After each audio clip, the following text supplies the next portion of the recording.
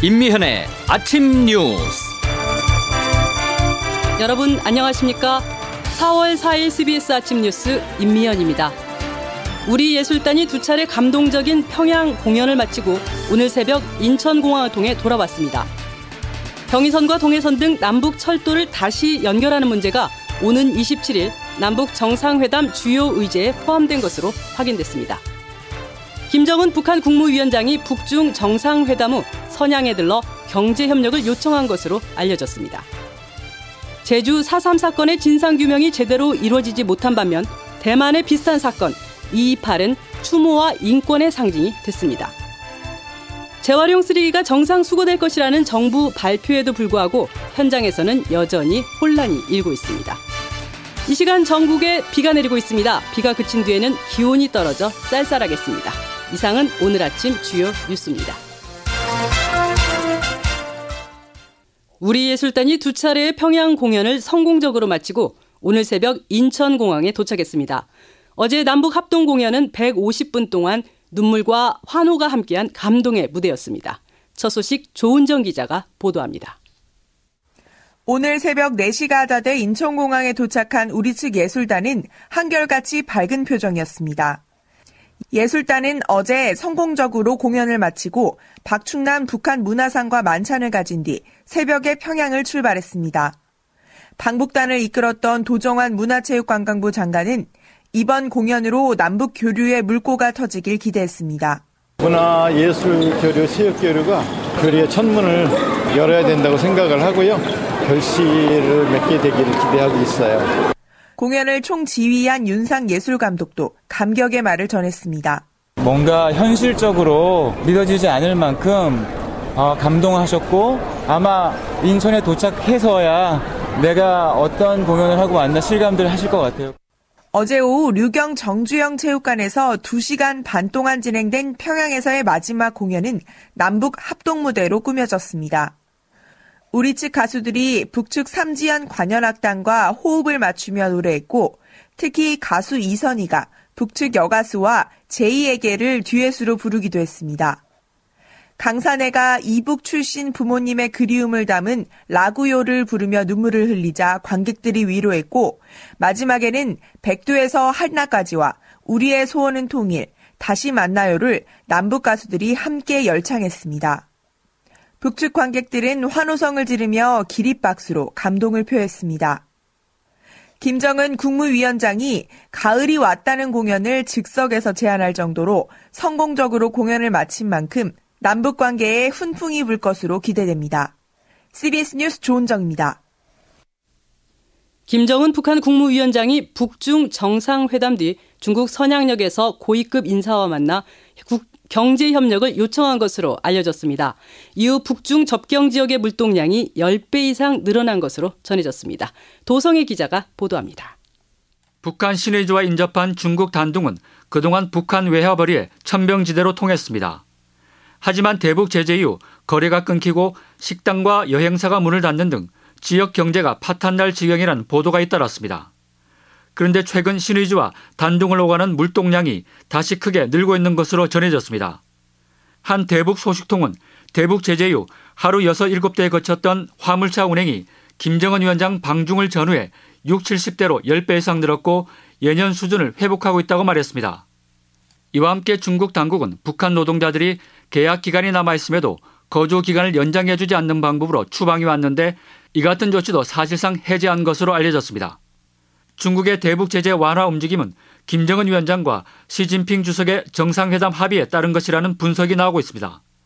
특히 현지에서는 김정은 위원장이 귀국길에 선양역에 정차한 뒤 북중 접경 지역을 관할하는 랴오닝성 당 서기 등을 만나 협조를 구했다는 소식도 전해지고 있습니다. 통일연구원 조한범 선임연구원입니다. 식량, 이거는 아마 무제한 지원을 약속했을 가능성도 있고 또 하나는 이제 밀수만 풀어줘도 숨통이 트이거든요. 지금 밀수 꽉 막았거든요. 북미 정상회담 카드로 중국을 초조하게 만든 다음 대북 제재 틀을 흔들려 한 것인지 김정은 위원장의 다음 행보에 관심이 쏠리고 있습니다. CBS 뉴스 도승혜입니다. 오는 27일 남북 정상회담에서 지난 2008년 끊겼던 남북철도 운행 문제가 논의 테이블에 오를 예정입니다. 중국과 러시아 등 관련국들도 관심이 높아 성과를 낼 가능성이 크다는 분석입니다. 김구현 기자가 보도합니다. 남북 정상회담의 주요 의제로 남북 철도 복원 문제가 포함된 것으로 확인됐습니다.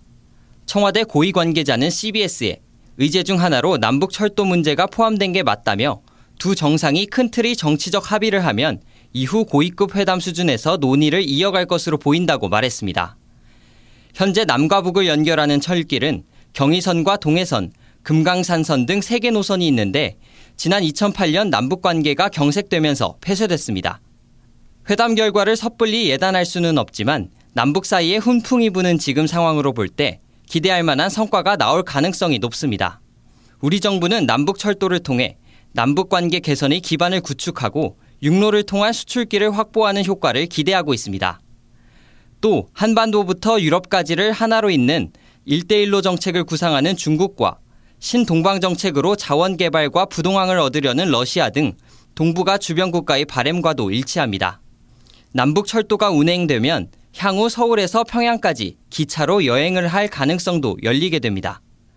다만 유엔 안보리 결의안 등 국제 제재가 철길 복원의 변수가 될 가능성은 있습니다.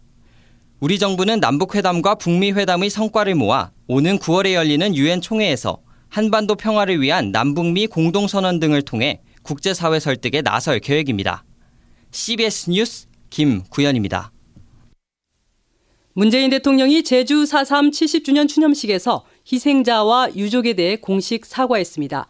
유족들은 가슴에 응어리가 풀린다며 눈물지었고 정치권에서는 제주 4.3 특별법 개정이 시급하다고 호소했습니다. 제주 CBS 김대휘 기자가 보도합니다. 문재인 대통령이 4.3 추념사에서 4.3 유족과 도민에게 공식 사과한다는 말을 하자 도민들의 가슴은 울컥했습니다. 4.3 때 아버지를 잃은 74살 진모 씨 부부는 4.3을 언급조차 못했던 시절이 있었다며 가슴이 찡했다고 말했습니다. 그런데 그걸 다 해결해 주니까 그것이 고마운 거지. 아니 얼굴도 모르는데 70주년이라는 게 좀 마음이 찡하고 남들을 이처럼 제주 4.3 유족들의 대통령의 추념식 참석과 사과의 의미를 찾는 것은 70년 동안 빨갱이라는 손가락질과 연좌제 굴레에 살아왔기 때문입니다. 제주 4.3 유족회는 이념은 단지 학살을 정당화하는 명분에 불과하다는 대통령의 연설에 큰 힘이 됐다며 대통령의 국정과제에 4.3 과제 해결이 포함된 점에 감사한다고 말했습니다. 하지만 정치권에 대해서는 국가의 입장이 아닌 피해자 입장에서 답을 찾아달라며 배보상과 국가 트라우마 센터 설립 등이 담긴 제주 4.3 특별법 개정의 빠른 처리를 요청했습니다. 제주 4.3 유족회 양윤경 회장입니다. 4.3이 미결 과제들을 해결하기 위해서는 특별법 개정 없이는 이제 한 발자국도 나갈 수 없는 절박함이 있습니다. 대통령의 4.3 해결을 위한 의지를 정치권이 행동으로 보여줄 것을 제주 4.3 유족들은 지켜보고 있습니다. CBS 뉴스 김대희입니다. 제주 4.3과 비슷한 시기 대만에서도 국가폭력으로 수많은 주민이 희생된 2.28 사건이 발생했습니다. 그러나 중요한 차이가 있습니다. 4.3이 집요한 이념 공세로 흔들리는 사이 대만 2.28은 평화와 인권의 상징이 됐습니다.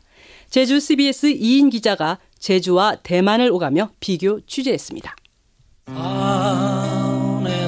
96살 한신화 할머니는 4.3 당시 억울한 옥살이도 모자라 4살짜리 아들이 언제 어디서 죽었는지 어디에 묻혔는지도 모르고 70년 한많은 세월을 보냈습니다. 아기도 없고 죽으러 갈 때에 들려가고 올 때는 혼자 오라. 대만 2.28 사건 이후 이른바 백색 테러 시기 10대 후반의 나이에 불법 조직 참가라는 조작된 죄로 징역 10년을 산 86살 차이쿨링 씨도 억울하기는 마찬가지입니다. 2.28 사건이 발생한 지 1년 되던 해인 1948년 고등학교 2학년 때 선생님의 권유로 독서회에 참가한 것이 화근이 돼 오진 세월을 보냈습니다. 한 해 먼저 70주년을 맞은 대만 2.28 희생자와 유족들은 왜 죽어야만 했고 왜 지금까지 아픔과 상처를 안고 살아야 하는지 묻습니다. 그 절규는 제주 4.3과 너무나 닮아 있습니다. 양조훈 제주 4.3 평화재단 이사장입니다. 공권력에서 민간인이 많이 희생된 점, 거의 50년 가까이 금기시했던 것, 그런 것들이 매우 유사하다. 그러나 4.3이 집요한 이념 공세로 70년 세월을 보낸 사이 대만 2.28은 전 국민이 추모하는 평화와 인권의 상징이 됐습니다. 최화위안 2.28 기념재단 이사장입니다. 진상규명을 계속해야 하고 잠재된 피해자를 밝혀내고 2.28 사건을 더 많은 사람에게 알려주는 일을 70주년 후에도 계속해야 합니다. 특히 대만 2.28은 1995년 정부 차원의 첫 공식 사과를 하고 곧바로 배부상도 시작했습니다. 양전농 2.28 국가기념관장입니다. 리덩후이 총통이 취임하면서 2.28 사건에 대한 정의를 규정하고 전국적으로 2.28 배보상과 진상규명이 시작됐습니다. 제주 4.3은 2003년 노무현 대통령의 공식 사과 이후 최근에야 배보상을 담은 4.3 특별법이 국회에 발의됐지만 처리되지 않고 있습니다. 대만 2.28은 보수와 진보를 가리지 않고 역대 총통이 매해 추념식에 참석하지만 제주 4.3 추념식에 참석한 대통령은 노무현 문재인 대통령뿐입니다. 이념을 떠나 희생자와 유족들의 마음을 어루만져주는 일은 더 시급합니다. 허영선 제주 4.3 연구소장입니다. 무엇보다 70년 전 사람들은 과연 무엇을 원했는지, 70년의 기억을 우리가 어떻게 맞이해야 될 것인지 관심을 좀 기울여야 될 것 같고요. CBS 뉴스 이인입니다. CBS 아침 뉴스가 개편하면서 마련한 팩트체크 코너입니다. 오늘 첫 시간 권민철 기자가 나와 있습니다. 권 기자. 네, 안녕하세요. 어떤 문제를 따져볼까요? 네, 어제 4.3 항쟁 70주기였죠. 네. 관련된 음성 하나 듣고 시작하겠습니다. 저와 자유한국당은 제주 4.3의 아픔을 잊지 않고 평화와 인권이 넘치는 대한민국을 만들기 위해 최선을 다하도록 하겠습니다. 이 목소리 홍준표 대표 아닙니까? 네, 홍 대표가 4.3 70주년을 앞두고 내놓은 대국민 메시지입니다. 네. 이 말만 들으면 4.3을 뜻깊게 새긴 것 같죠. 근데 막상 어제 자신의 페이스북엔 전혀 다른 내용의 글을 올렸습니다. 어떤 글입니까? 4.3 사건을 이렇게 적었습니다. 4월 3일은 제주 양민들이 무고한 죽음을 당한 날과는 아무런 연관이 없는 좌익 무장폭동이 개시된 날이다. 이렇게요. 이어서 김대중 전 대통령도 98년 CNN과 인터뷰에서 제주 4.3 사건은 공산폭동이라고 했다. 이렇게 적었습니다. 대국민 메시지와는 완전히 딴판인데 그렇다면 DJ가 CNN에서 정말 그렇게 말을 했습니까? 네, 김대중 평화센터와 함께 원문을 찾아봤더니 이렇게 돼 있습니다. 원래 시작은 공산주의자들이 폭동을 일으킨 것이지만 많은 무고한 사람들이 공산주의자로 몰려서 억울하게 죽음을 당했습니다. 이 문제는 세월이 많이 지났지만 그들의 명예를 회복시키고 유가족들을 위로해 줘야 합니다. 이렇게요. 네, 공산주의자들이 폭동을 일으킨 것이지만이라고 한 바로 이 부분만 언급을 한 거네요. 그렇죠. 그렇지만 방점은 뒤에 찍은 거죠. DJ께서요. 많은 무고한 사람들이 공산주의자로 몰려서 죽음을 당했으니까 명예를 회복해 줘야 한다. 이런 얘기를 거두절미한 겁니다. 네, 사실 DJ는 4.3 특별법을 만든 장본인이지 않습니까? 그렇죠. 그 특별법 덕분에 4.3 위원회가 조직됐고요. 또 진상규명도 됐고 또 어제 같은 기념식도 열린 것이겠죠. 그렇다면 홍 대표가 인터뷰를 의도적으로 왜곡한 걸까요? 그랬을 가능성이 좀 높고요. 아니면 누군가에게 인터뷰 내용을 잘못 전달받았을 개연성도 있어 보입니다. 김대중 평화센터에 올해 초 4.3 범국민위원회로부터 요청이 왔다고 합니다. 일부 구구단체들이 DJ의 이 CNN 인터뷰를 근거로 4.3을 폭동이라고 매도하고 있는데 이 인터뷰 내용이 사실입니까? 이렇게요. 네, 결국 홍 대표가 구구단체들의 이야기를 옮긴 그런 셈이겠네요. 예. 어느 단체입니까? 네, 신구범 전 제주지사 등이 활동하고 있는 단체인데요. 4.3은 폭동이니까 그런 내용으로 4.3 특별법을 개정해야 한다. 이렇게 주장하는 단체입니다. 네, 여기까지가 홍 대표가 말한 DJ 발언이 사실이냐 하는 부분이었고요. 그다음 살펴볼 것은 4.3은 양민들이 무고한 그 죽음을 당한 날과 무관하다. 이 말은 어떻습니까? 네, 4월 3일 당일에 좌익 폭동, 그러니까 남로당의 경찰서 습격 사건이 있긴 있었습니다. 네. 설사 그렇다 하더라도 경찰서 습격 사건과 7년간 많게는 3만 명의 양민이 학살된 사건이 무관하다는 것은 좀 받아들이기 어렵죠. 이거는 우리 정부가 조사한 내용과도 큰 차이를 보이고 있습니다. 네. 여기서 박찬식 제주학 연구센터장의 이야기 들어보겠습니다. 좌익 폭동에 의한 양민 학살이란 것은 그건 국가 공권력에 의한 그 수많은 희생을 완전히 부정하고 왜곡해버린 내용이 돼서 그건 아주 잘못된 얘기.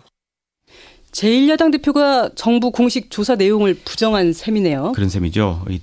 대부분의 국민들 인식과도 거리가 있는 부분입니다.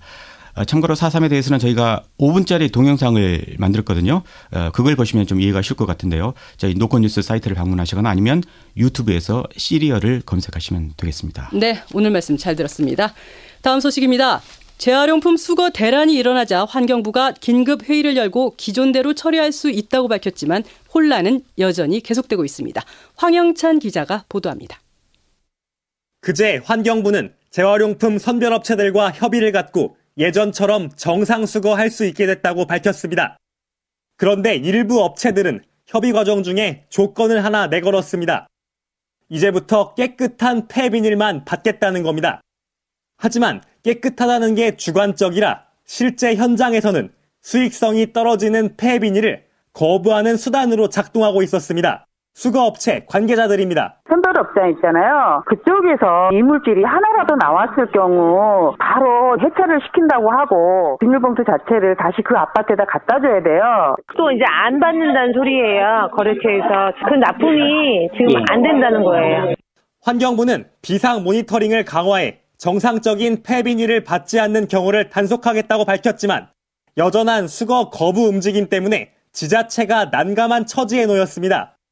서울시는 그제 아파트 내 수거되지 않은 폐비닐을 자치구가 직접 처리하도록 지시했는데 이틀 만에 한계에 부딪힌 겁니다.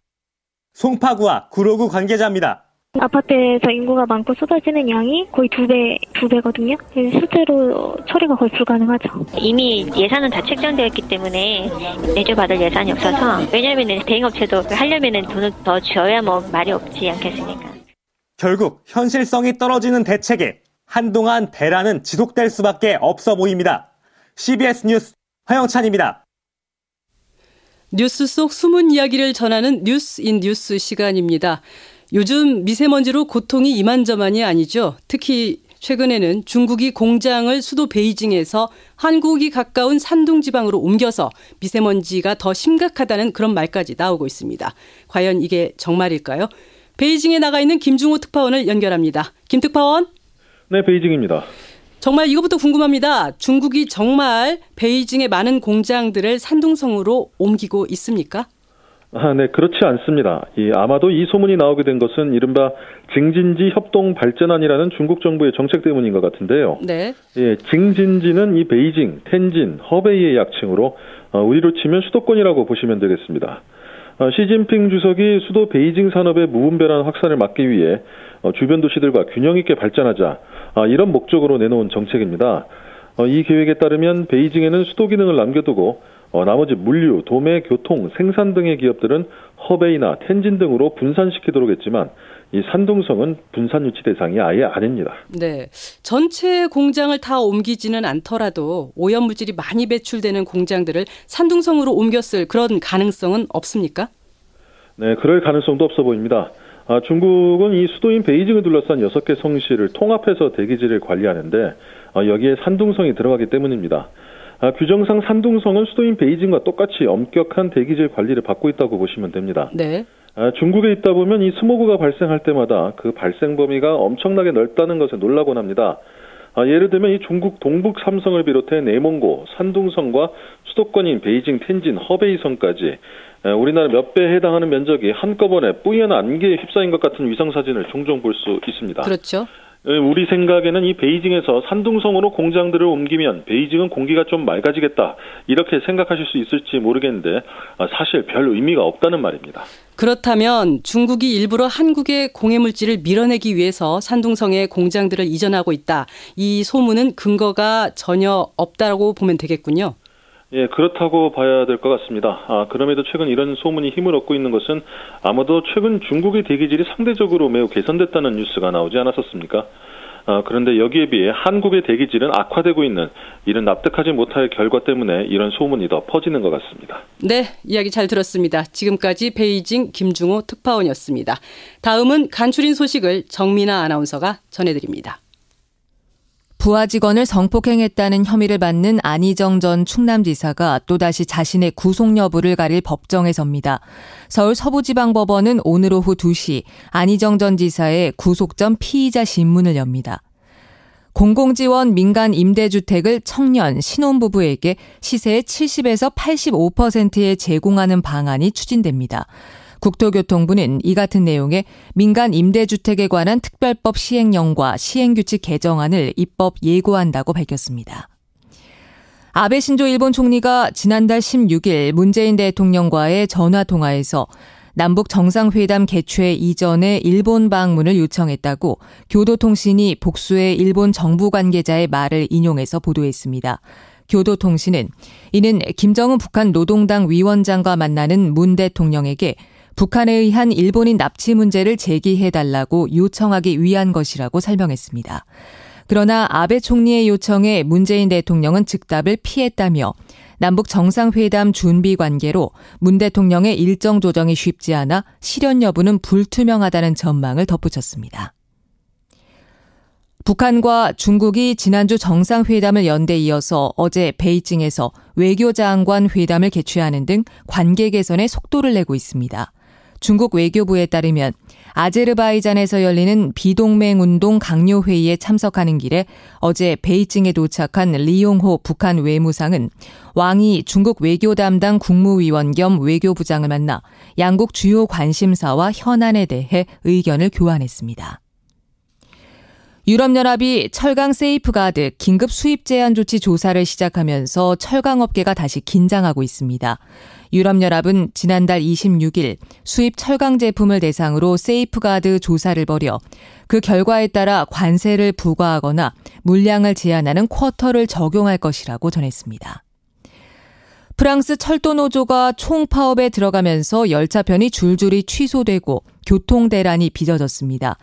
프랑스 철도공사의 4대 노조가 정부의 국철 개혁안에 맞서 한 주에 이틀씩 총파업에 돌입한 가운데 현지 시간으로 3일 파업 첫날 전체 임직원의 34%가 파업에 동참했습니다. 이 때문에 프랑스 고속철인 떼제베 노선의 12%, 지역 노선의 5분의 1만이 정상 가동됐습니다. 도널드 트럼프 미국 대통령이 또다시 시리아 주둔 미군 철수 가능성을 시사했습니다. 시리아 내전에서 손을 떼려는 모양새로 5일 사이에 두 번째 언급입니다. 도널드 트럼프 미국 대통령이 세계 최대 전자상거래 업체인 아마존을 또 공격했습니다. 트럼프 대통령은 트위터를 통해 아마존이 낮은 비용으로 우체국에게 소포를 배달시켜 미국 우체국에 거대한 비용을 부담시키고 있다며 아마존은 그들의 비용을 지불해야 한다고 지적했습니다.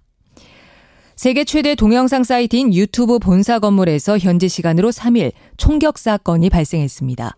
미국 캘리포니아주 샌 브루노 경찰은 유튜브 직원으로부터 본사 건물에 총격 사건이 발생했다는 신고를 받고 출동했다고 확인했습니다. 지금까지 간추린 소식이었습니다. 이어서 날씨 알아봅니다. 기상청에 나가 있는 김수진 리포터가 전해드립니다. 네, 오늘 아침 전국이 대체로 흐린 가운데 곳곳에서 봄비가 내리고 있습니다. 오늘 이 비는 아침에 서울 경기 지역을 시작으로 중부지방은 낮에, 남부지방은 밤에 대부분 그치겠는데요. 특히 기온이 낮은 강원산간 지역에서는 1에서 5cm 안팎의 눈이 쌓이는 곳이 있겠고 또 이 비가 내리면서 그동안의 고온 현상은 누그러지겠습니다. 오늘 서울의 한낮 기온이 17도까지 오르겠고 광주 19도, 청주 16도, 대구 12도, 강릉 7도의 분포로 어제보다 적게는 4, 5도에서 동해안의 경우 많게는 20도 가까이 큰 폭으로 떨어지는 곳도 있겠습니다. 그리고 식목일인 내일 또다시 전국에 비가 내리기 시작해서 모레 낮에 대부분 그치겠는데요. 특히 내일부터 기온이 더 큰 폭으로 떨어지고 바람도 다소 강하게 불면서 날씨가 점점 더 쌀쌀해지겠습니다. 이번 주말 주일 사이에는 서울의 아침 기온이 3도까지 떨어질 것으로 전망됩니다. 지금까지 날씨였습니다. 4월 4일 CBS 뉴스를 마치겠습니다. 지금까지 뉴스 제작 김선경, 홍영선, 윤철원, 기술 이기석, 진행의 임미연이었습니다.